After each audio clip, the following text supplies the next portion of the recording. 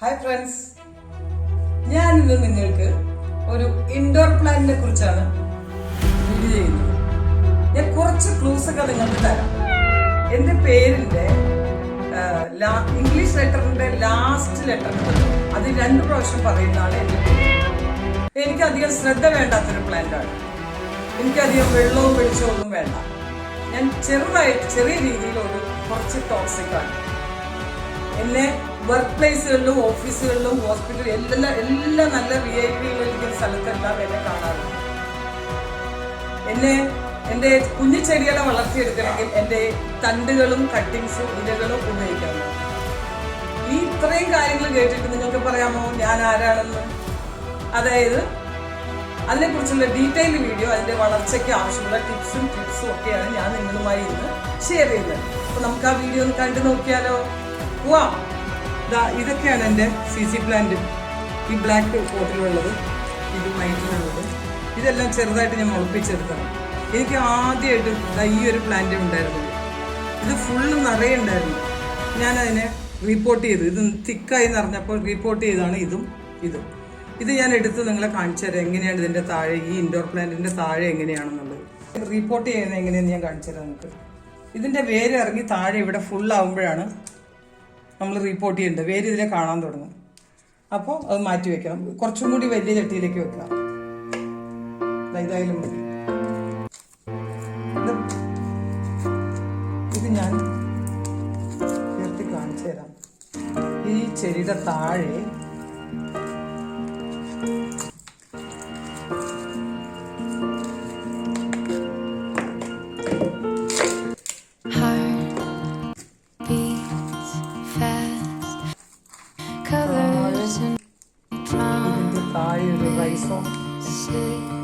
കിട്ടി.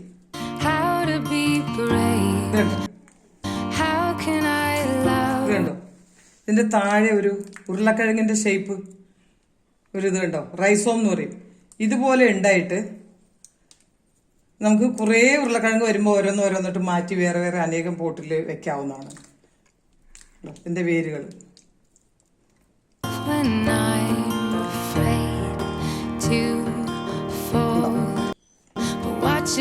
നമുക്ക് വേറെ കുറച്ചുകൂടി വലിയ പോട്ടില് മണ്ണിട്ട് വെക്കാം.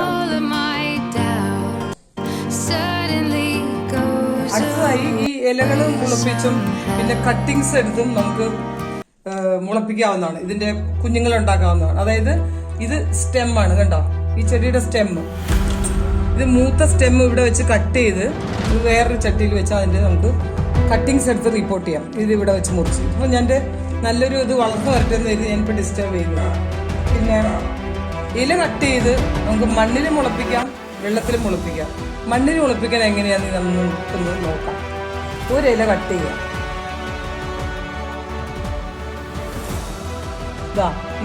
ഈ എൻഡ് കളയാതെ വേണം കട്ട് ചെയ്തെടുക്കാൻ, സൂക്ഷിച്ച്. ഇങ്ങനെ ഈ ഇലയുടെ ഈ എൻഡ് ഭാഗം വേണം, ഇത്ര നീണ്ടു നിൽക്കുന്ന ഭാഗം വേണം. എന്നിട്ട് ഇത്രയും ഭാഗമാണ് നമ്മൾ മണ്ണിൽ കുത്തിവെക്കുന്നത്.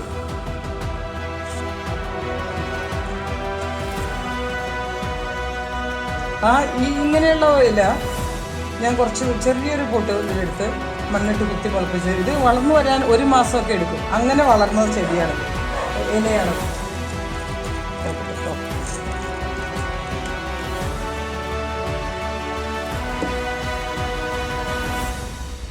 ഇത് കണ്ടോ? ഇതിൻ്റെ താഴെ ഒരു കുഞ്ഞു കിഴങ്ങുണ്ട്. ഈ കിഴങ്ങാണ് വലുതായി വരുന്നത്. ഇപ്പം ഇത് മുളച്ചിട്ടുണ്ട്. ഇതുപോലെ അനേക ഇലകൾ ഞാൻ കുത്തി മുളപ്പിച്ച ചെടികളാണ്. ഇതെല്ലാം ഇതൊന്ന് നോക്കാം.